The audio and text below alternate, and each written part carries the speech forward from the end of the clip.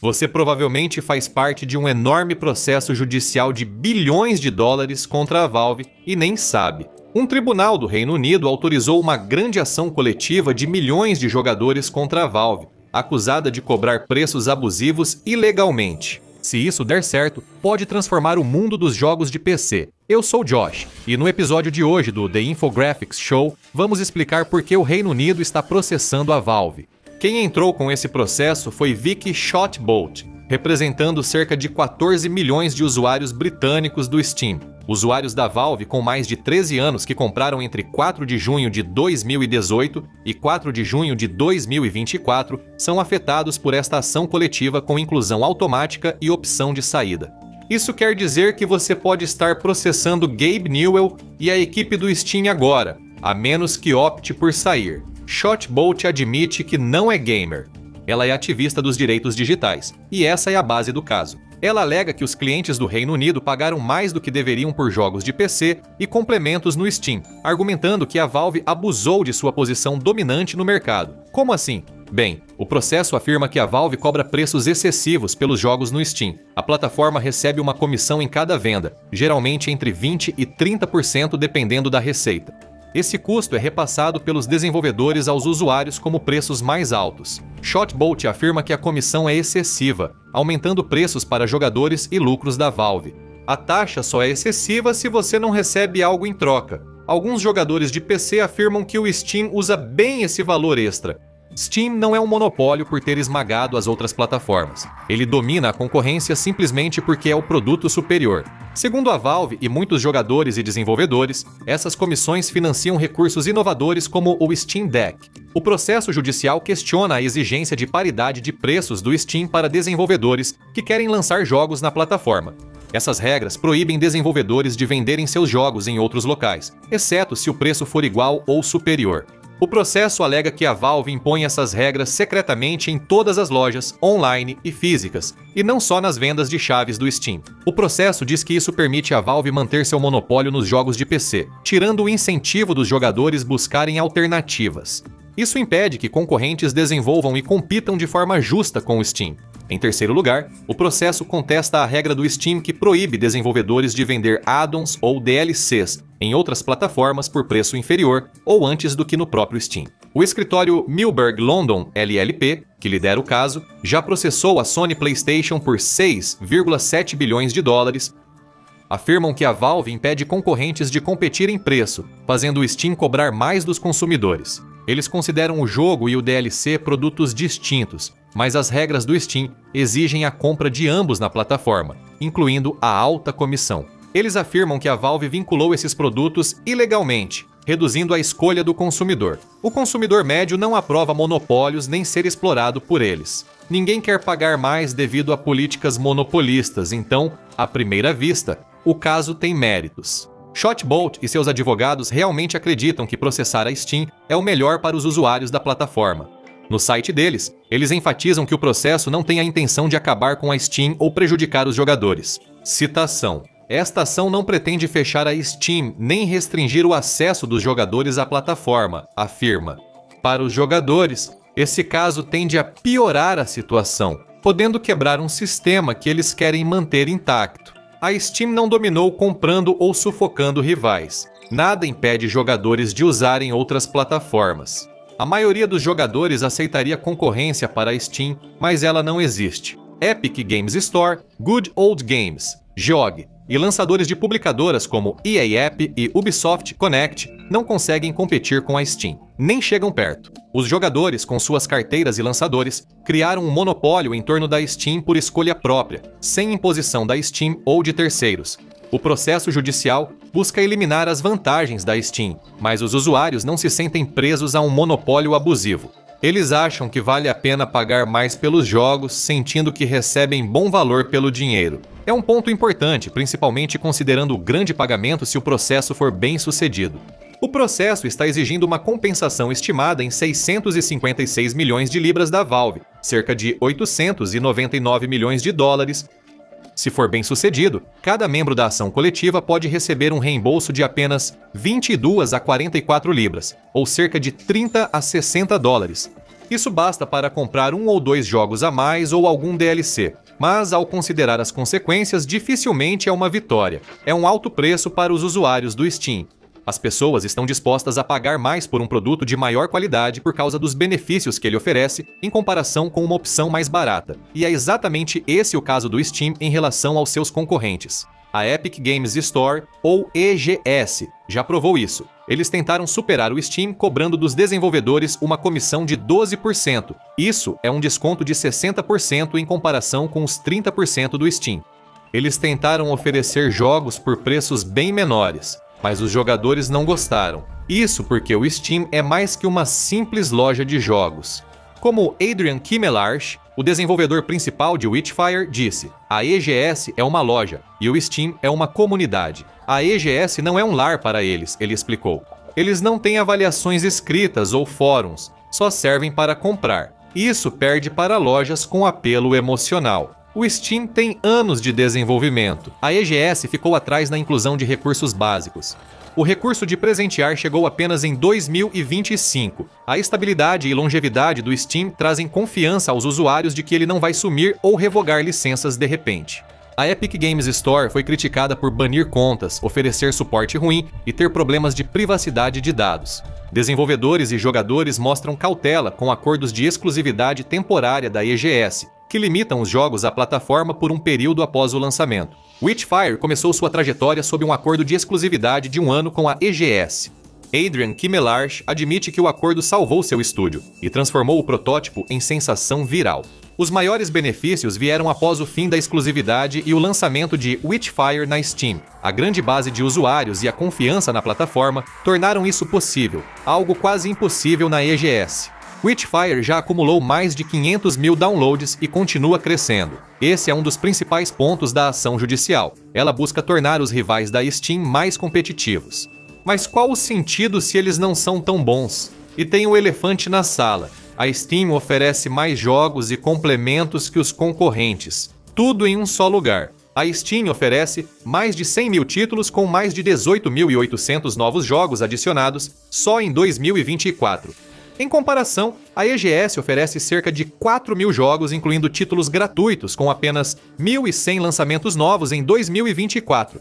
Isso representa 25 vezes menos jogos no total e 15 vezes menos lançamentos novos do que a Steam. Essa é a principal rival da Steam. A comparação com outras é ainda maior. A Ubisoft Connect tem apenas cerca de 100 jogos disponíveis, na maioria produtos próprios. Isso é uma grande parte do que faz da Steam a plataforma preferida dos gamers. E é exatamente isso que o processo ameaça. Nem a Valve, nem os jogadores da Steam estão aceitando esse processo passivamente. Cada vez mais jogadores do Reino Unido procuraram advogados para se excluir da ação e apoiar a Valve. A reação do público foi tão forte que Vicky Shotbolt e sua equipe precisaram suavizar bastante a mensagem em seu site. O cabeçalho da página inicial acusava a Valve de manipular o mercado de jogos para PC e excluir deliberadamente a concorrência. Depois, isso foi suavizado para uma pergunta mais neutra. O Steam é justo? Isso é um grande recuo. O site original também apresentava a Valve como ativamente anticompetitiva e deliberadamente usando sua posição para prejudicar rivais e consumidores. Agora, mostra o Steam como uma plataforma cujas práticas podem violar a lei da concorrência. Está claro que o mundo da tecnologia está mudando rapidamente e nós cobrimos histórias que importam, desde batalhas ocultas até grandes reviravoltas. Não se esqueça de curtir, compartilhar e se inscrever para ficar por dentro de toda a história. A Valve tentou arquivar o caso por questões técnicas, mas no fim de janeiro de 2026 o tribunal decidiu que o processo seguiria. A Valve diz que Shotbolt e sua equipe não mostraram como as chamadas obrigações de paridade de plataforma, ou PPOs, afetaram os preços e a concorrência. Também contestaram a definição da classe, principalmente sobre crianças. Crianças no Steam não podem, por lei, decidir se entram ou saem, dificultando afirmar que 14 milhões de usuários do Reino Unido estão representados. A Valve afirmou que as PPOs não eram aplicadas e isso não seria abuso de posição dominante segundo a lei do Reino Unido. Eles questionaram se Shotbolt poderia arcar com o processo, mesmo após ela obter 18,6 milhões de libras, cerca de 24,9 milhões de dólares, em financiamento para litígios. Mas o tribunal não viu assim. O Tribunal de Apelação da Concorrência, Tomografia, rejeitou os argumentos da Valve. O tribunal concluiu que excluir menores de 13 anos da classe solucionou as preocupações sobre exclusão voluntária. Mas, mais importante, decidiu que o debate sobre os efeitos da PPO não deveria ser descartado, e sim julgado no tribunal. A Valve vai ao tribunal e o resultado pode mudar negativamente o mundo dos games como conhecemos. Se a Valve tiver que reduzir sua comissão de 30%, perderá uma fonte importante de receita. Teriam que buscar outras formas de monetizar a plataforma, como novas taxas para jogos, assinaturas ou taxas de transação mais altas. Esta comissão atualmente financia o desenvolvimento dos recursos do Steam, suporte ao cliente e infraestrutura de back-end.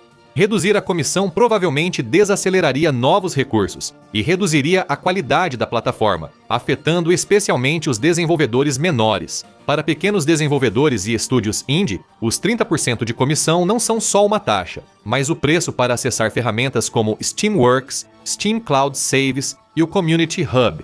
Além disso, eles acessam a base de usuários da Steam com milhões de pessoas. Se a renda da Valve cair, ela pode cobrar dos desenvolvedores por esses serviços. Com o aumento da barreira de entrada, o risco financeiro para estúdios menores cresce, resultando em menos jogos experimentais, de nicho ou independentes. Ter menos opções de jogos afetaria a maioria dos jogadores, mesmo pagando menos pelos jogos que ainda seriam produzidos. Reduzir muito as comissões da Valve dificultaria lançamentos como o Steam Deck, que ampliou o mercado de jogos para PC.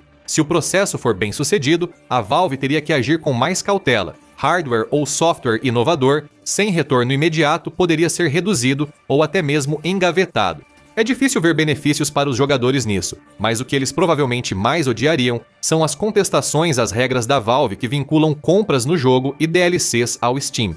Sem essas regras, desenvolvedores poderiam vender DLCs ou administrar lojas dentro do jogo em seus próprios sites. Seria o pesadelo do jogador médio do Steam, uma experiência fragmentada. Imagine não conseguir transferir sua lista de amigos e progresso do jogo entre a versão da Steam e a versão que você comprou na EGS ou na GOG. Você poderia acabar com o jogo base em uma plataforma e o DLC em outra, sem nenhuma maneira de conectá-los. E aí está o problema. Se a Valve tiver que abandonar o PPO, editoras como EA, Ubisoft e Microsoft provavelmente retirarão seus jogos da Steam.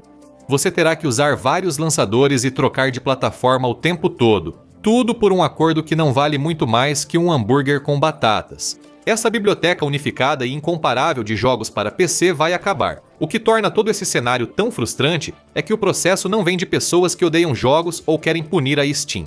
Não vem de uma plataforma rival tentando pegar uma fatia maior do mercado. Vem de alguém que você provavelmente pensaria que estava do lado dos jogadores. Vicky Shotbolt é ativista dos direitos digitais e há anos defende a segurança das crianças na internet. Ela é fundadora e CEO da Parent Zone, que apoia famílias e marcas globais a melhorar a vida das crianças online. Ela é especialista em como plataformas digitais interagem com consumidores, especialmente jovens, e no que é um engajamento justo e seguro. As intenções dela parecem honráveis. Ela considera a indústria de jogos vital para o ecossistema e reconhece a importância dos jogos para socialização e diversão. Ela afirmou que considera a Steam uma plataforma fantástica para jogadores. Ao tentar salvar os jogadores do que ela vê como um monopólio opressor, ela pode destruir a única plataforma de jogos funcional. Se você está nos Estados Unidos, pode achar que isso não tem nada a ver com você, que é só um problema do Reino Unido, mas isso seria um grande erro. As ramificações desse caso vão muito além do Reino Unido e muito além dos jogos. A Valve enfrenta um caso semelhante nos Estados Unidos, aberto em 2021 e ainda em andamento. Apesar das diferenças entre as leis de concorrência dos Estados Unidos e do Reino Unido, uma decisão firme no Reino Unido pode fornecer aos advogados americanos o suporte, provas e análise econômica necessários para vencer seu caso. A Valve estaria na mira, não só nos Estados Unidos, mas no mundo todo. O Reino Unido é cada vez mais visto como uma das jurisdições globais mais importantes para ações coletivas de concorrência. Se a Valve perder no Reino Unido, reclamantes de outros países seriam encorajados a abrir casos semelhantes, mantendo a pressão. A Steam precisaria adotar as mudanças exigidas pelo Reino Unido globalmente para evitar má publicidade e mais processos. Porém, as consequências do caso podem ir além dos jogos.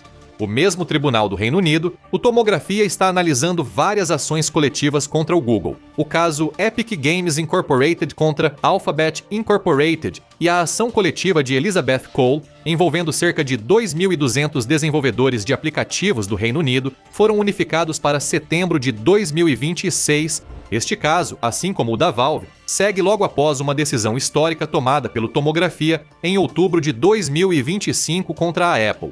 Este é um avanço importante no caso da Valve, pois houve vitória com base em muitos dos mesmos argumentos usados contra a Valve. Assim, a base legal para um processo contra a Valve já está definida. Se o caso contra a Valve for bem sucedido, a defesa do Google também estará em sérios apuros. Isso também vale para qualquer plataforma digital de qualquer setor com modelo de ecossistema fechado. A decisão contra a Apple deixou claro que grandes plataformas não podem usar segurança, qualidade ou experiência do usuário como justificativa para regras ou taxas injustas, mesmo que os usuários não se importem ou gostem. Na questão da polêmica comissão de 30%, o Tribunal do Reino Unido considerou-a ilegalmente excessiva e injusta. É um precedente jurídico enorme que ameaça a comissão idêntica de 30% da Steam. Claro, Google e Apple são ambos monopólios de fato que usam regularmente seu tamanho e poder a seu favor, muitas vezes às custas de seus usuários. A Steam não é.